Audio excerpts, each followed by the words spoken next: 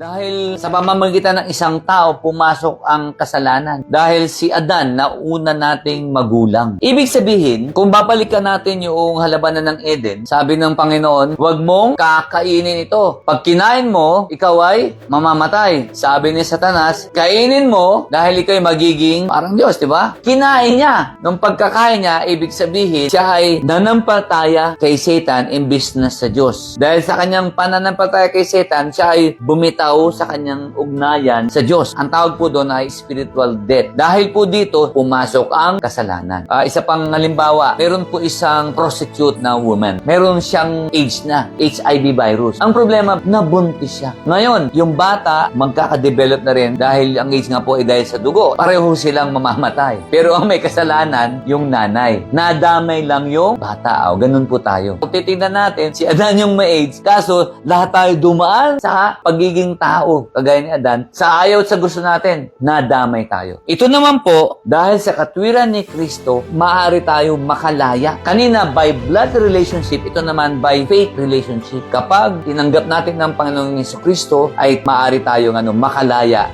doon sa tiyak na kamatayan sa dagat-dagatang apoy. Yun ang mabuting balita.